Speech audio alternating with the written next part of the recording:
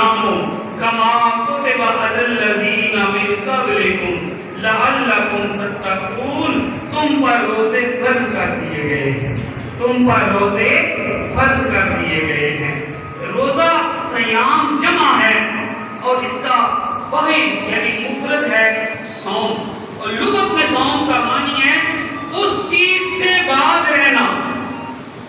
میں آسان کر کے ذرا آپ کی سماعتوں کی نظر کر رہا ہوں، عربی یا فارسی بارش نہیں پڑھ رہا. اس چیز سے باز رہنا جس کی طرف نفس کشش محسوس کرے، یہ لغوی معنی ہے صوم کا. اور اصطلاحی معنی یا شرعی معنی یہ ہے کہ روزہ کہتے ہیں کہ انسان عبادت کی نیت سے صبح صادق سے غروب آفتاب تک کھانے پینے اور عمل زوجیت سے روزہ رہے.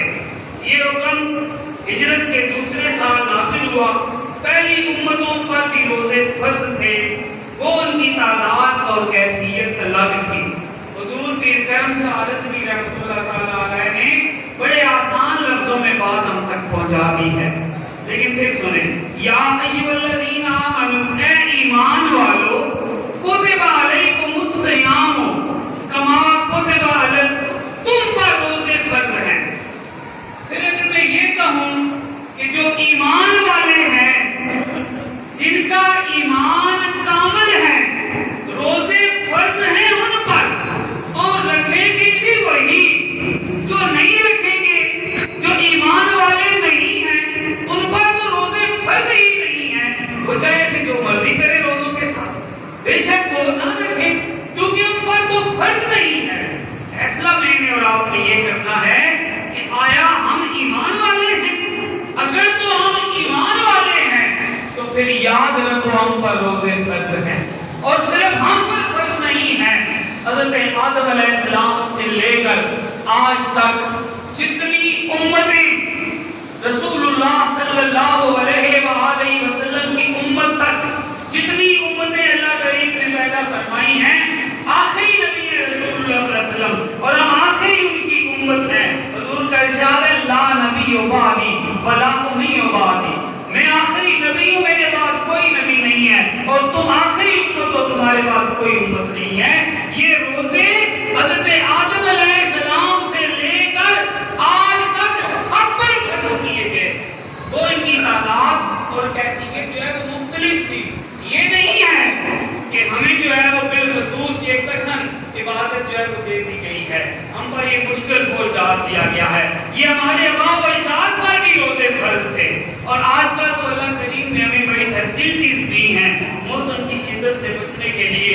ہمارے آباء و اجداد کھیتوں میں کام کرتے ہوئے بھی روزہ قضا نہیں کرتے تھے، مزدوریاں کرتے ہوئے بھی روزہ نہیں چھوڑتے تھے. ایک بات عرض کرتا چلوں، ان کی جن کا نام شیر خدا حضرت علی المرتضیٰ رضی اللہ تعالیٰ عنہ ہے، وہ شیر خدا حضرت علی المرتضیٰ رضی اللہ تعالیٰ عنہ جن کے بارے میں آقا کریم صلی اللہ علیہ وآلہ وسلم نے ارشاد فرمایا، انا مدینۃ العلم وعلی بابها، میں علم کا شہر ہوں اور علی اس کا دروازہ ہے.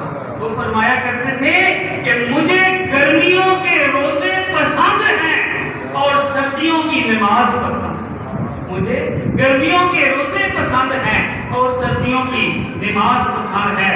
پھر روزے کا مقصد کیا ہے؟ الذین من قبلکم لعلکم تتقون، روزے کا مقصد یہ ہے کہ تاکہ تم پرہیزگار بنو.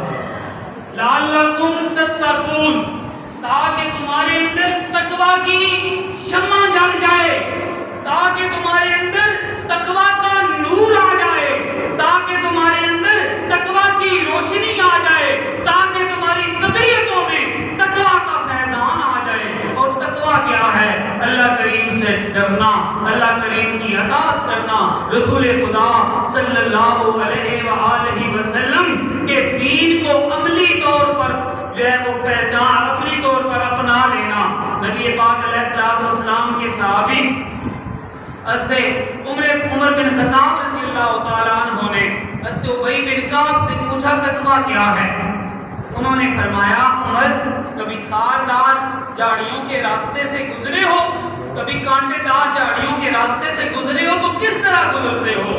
حضرت عمر فاروق رضی اللہ تعالی عنہ نے جواب میں ارشاد فرمایا، اے ابی بن کعب، اے میرے استاد محترم، میں جب خاردار جھاڑیوں کے راستے سے گزرتا ہوں تو اپنے کپڑوں کو سمیٹ کر گزرتا ہوں تاکہ میرے کپڑوں میں کوئی کانٹا نہ لگے۔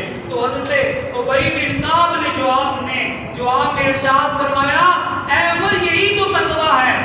دنیا قدم قدم پر چھوٹے چھوٹے گناہوں سے بری پڑی ہے، اپنے دامن کو، اپنے عمل و کردار کو، اپنے آپ کو اللہ کریم کی چھوٹی سے چھوٹی نافرمانی سے بچا کر گزر جانا اور اس زندگی کے ماحول کو گزار لینا، اسی کا نام تقویٰ ہے۔ لعلکم تتقون کی وضاحت میں حضور ضیاء الامت پیر محمد کرم شاہ رضوی رحمۃ اللہ تعالی علیہ نے بہت پیاری بات لکھی ہے۔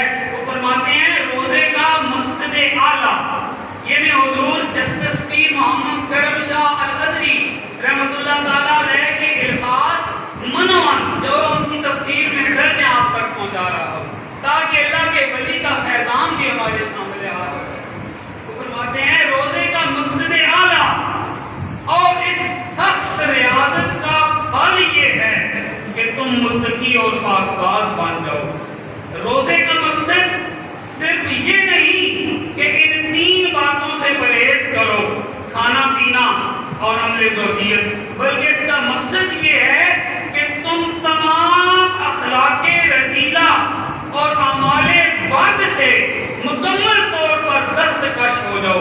تم پیاس سے تڑپ رہے ہو، تم بھوک سے بےتاب ہو رہے ہو، تمہیں کوئی دیکھ بھی نہیں رہا، ٹھنڈے پانی کی صراحی اور لذیذ کھانا پاس رکھا ہے، لیکن تم ہاتھ بڑھانا تو کجا، آنکھ اٹھا کر ادھر دیکھنا بھی گوارا نہیں کرتے۔ اس کی وجہ صرف یہ ہے کہ تمہارے رب کا یہ حکم ہے۔ اب جب حلال چیزوں سے، اپنے رب کے حکم سے، حلال چیزوں سے تم دور ہو گئے ہو، ان کو ترک کر دیا ہے، تو وہ چیزیں جن کو تمہارے رب نے ہمیشہ ہمیشہ کے لیے آرام قرار کرنا ہے، مثلا چوری، رشوت، بددیانتی، غیبت، جھوٹ، بدنگاہی، ملاوٹ، ہر وہ گناہ، ہر وہ عمل جو گناہ ہے، اس سے بچنا، یہ مراقبہ پختہ ہو جائے تو کیا تم ان کا ارتکاب کر سکتے ہو؟ ہرگز نہیں۔ یہ مہینہ، اس مشق کا مقصد یہی ہے کہ تم سال کے باقی 11 ماہ بھی اللہ تعالیٰ سے ڈرتے رہو۔ جو لوگ روزہ رکھ لیتے ہیں لیکن جھوٹ، غیبت، نظر بازی سے باز نہیں آتے، ان کے متعلق حضور پر نور صلی اللہ علیہ وآلہ وسلم نے واضح الفاظ میں ارشاد فرمایا، من لم یدع قول الزور والعمل به فلیس للہ حاجۃ فی ان یدع طعامہ وشرابہ، یعنی جس نے جھوٹ بولنا، قول الزور، اس میں چغلی بھی آتی ہے، اس میں گالی بھی آتی ہے، اس میں غیبت بھی آتی ہے، اس میں کسی کی جو ہے وہ بدخوئی بھی آتی ہے، اس پر عمل کرنا نہیں چھوڑا، اگر اس نے کھانا پینا ترک کر دیا تو اللہ کے نزدیک اس کی کوئی قدر نہیں، اللہ کے نزدیک اس کی کوئی قدر نہیں۔ آخری حدیث حضور نبی پاک صلی اللہ علیہ وآلہ وسلم نے ارشاد فرمایا، بعض نمازی ایسے ہیں، بعض چاہے وہ امام مسجد ہو، چاہے خطیب ہو، چاہے بہت بڑے منصب پر کیوں نہ فائز ہوں، خود رسول اللہ صلی اللہ علیہ وآلہ وسلم نے ارشاد فرمایا، بعض نمازی ایسے ہیں کہ ان کی نماز انہیں تھکاوٹ کے سوا اور کچھ نہیں دیتی، اور بعض روزہ دار ایسے ہیں کہ ان کا روزہ ان کی بھوک اور پیاس کے سوا انہیں کچھ نہیں دیتا۔ وہ کون سے نمازی ہیں؟ جو نماز کے مقصد کو پورا نہیں کرتے ہیں۔ نماز جو ہے بے حیائی اور برائی کے کاموں سے روکتی ہے۔ بندہ نمازی بھی ہو، 5 وقت وضو بھی کرے، 5 وقت سجدے بھی دے، پھر جب مسجد سے باہر جائے اللہ کریم کی نافرمانی شروع کر دی. اور اگر ہم اپنے اعمال پر غور کریں تو ہم تو مسجدوں میں بیٹھ کر ہی اپنے دوسرے بھائیوں کا مردہ گوشت کھانا شروع کر دیتے ہیں کہ فلاں میں یہ خامی ہے، فلاں میں وہ خامی ہے. یاد رکھو میرے بزرگوں اور دوستوں، کسی کی خامیوں کو، کسی کے نقائص کو اس کی پیٹھ کے پیچھے بیان کرنا ہی غیبت ہے. اور یہ اتنا بڑا گناہ ہے کہ اس کو دین اسلام میں مردہ بھائی کے گوشت کھانے کے مترادف قرار دیا. ایسے نمازی جن کی الصلاۃ تنہا عن الفحشاء والمنکر، نماز تو بے حیائی اور برائی کے کاموں سے روکتی ہے.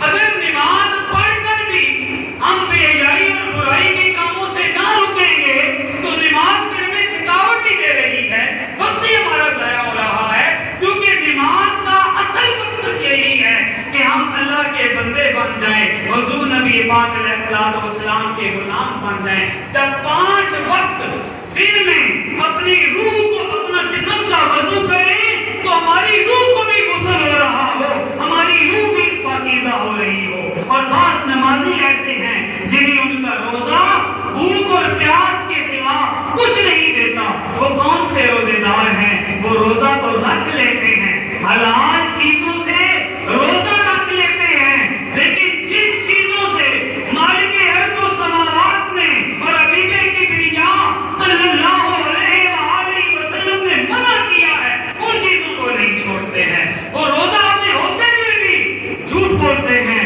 چغلی کرتے ہیں، غیبت کرتے ہیں، بدگوئی کرتے ہیں، اپنے فرائض سے کوتاہی کرتے ہیں اور کسی کے حقوق جو ان پر لازم ہوں وہ ادا نہیں کرتے ہیں. تو آئیے دوستو، آخر میں یہ عرض کرتا چلوں، استقبال رمضان یہی ہے، استقبال رمضان یہی ہے اور رمضان کی تیاری کا اصل نقطہ یہی ہے.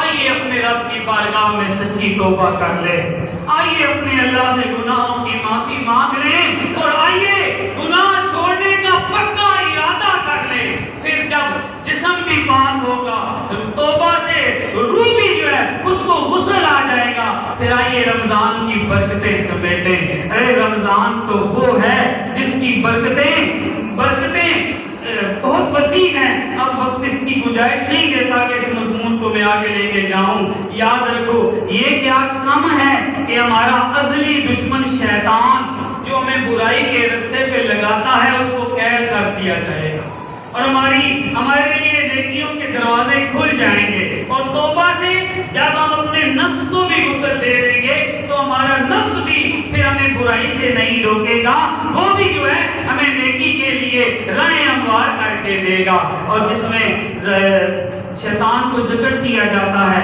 اس کا پہلا اشرہ رحمت، دوسرا مغفرت اور آخری اشرہ دوزخ سے آزادی ہے. اور اس کی سب سے بڑی عبادت نوافل اور روزہ فرض ہے، اس کے علاوہ نوافل. اور یاد رکھو، میں اپنی طرف سے ایک تحفہ دیتا چلوں روزے کو ٹھنڈا کرنے کے لیے، بلکہ میں کہوں روزے کو میٹھا کرنے کے لیے.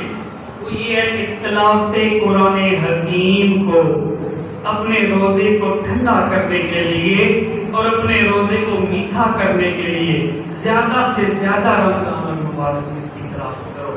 وما علینا الا البلاغ.